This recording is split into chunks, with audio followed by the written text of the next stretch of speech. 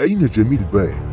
يغيب جميل بايك العضو المؤسس لحزب العمال الكردستاني باكاكا المنحل والرئيس المشارك لمنظومة المجتمع الكردستاني كاجاكا عن الإعلام منذ فترة طويلة. فخلال الأشهر السبعة التي تلت مؤتمر حل حزب العمال الكردستاني في 7 أيار لم يتحدث بايك إلى وسائل الإعلام سوى 3 مرات أشاد بايك من خلالها بتاريخه مجاهرا عن ولائه وإخلاصه التام لأوجلان، لكنه لم يعلن دعمه للعملية السياسية بشكل علني. لكن لصمت جميل بايك الذي يعتبر الرجل الثاني في باكاكا والذراع اليمنى لأوجلان، يتساءل الجميع: أين جميل بايك؟ ولماذا هذا الصمت؟ ووفقا لمصادر باكاكا فإن جميل بايك متضايق ساخط من العملية التي بدأها أوجلان، لكن إحباطه وخيبة أماله الكبرى نابعة من أقوال أوجلان ليأتي جميل بايك إلى إمرالي وليقيم معي. يذكر أن بايك في دوامة صراع دفين مع أوجلان منذ فترة طويلة، فأوجلان قبل اعتقاله عام 99 أبعد بايك وأقاله واصفا إياه بالديناصور الشائب ومعلنا أنه لم يعد له مكان داخل حزب العمال الكردستاني.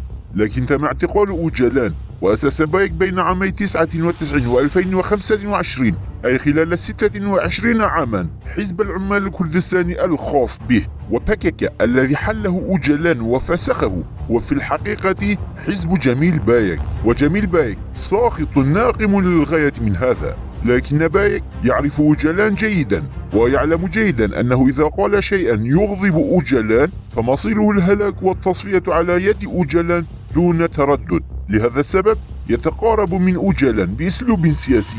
وخلال مؤتمر الحل لباكاكا تعهد بايك وأقسم على تقديم ولاء مطلق وإخلاص لا منتهي لأوجلان، إلا أنه بعد المؤتمر تنحى عن النضال الناشط معللا ذلك بتدهور حالته الصحية. أوجلان توجس تراجع وانطواء بايك. ووفقا لمصادر باكاكا قال أوجلان في اجتماع عقد في آب: إذا كان مريضا فليأتي ويقيم معي في إمرالي.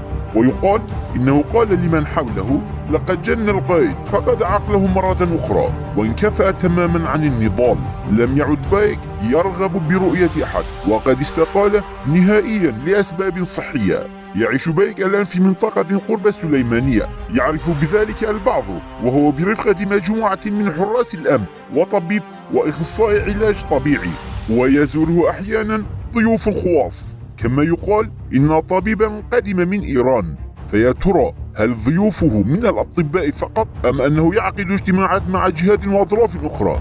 هذا ما لا يعرفه حتى قادة باكاكا. في هذه الأثناء تقود بس هوزات برفقة فريق تنسيقي مكون من 3 أعضاء: التنظيم والنضال. من يعرفون جميل بايك والمقربون منه يقولون إنه كلما تولد صراع بين بايك وأوجلان يتبرر بمشكلة صحية لكي يرتاح لأيام ويستلقي لمشاهدة التلفاز لإلهاء نفسه. وتشير المصادر إلى أن بايك ما زال يواظب على فعل الشيء نفسه، إذ يكتفي فقط بمشاهدة الأفلام والرسوم المتحركة. نعم، فمصير جميل بايك يرتكن إلى أوجلان والعملية ومتعلق بهما.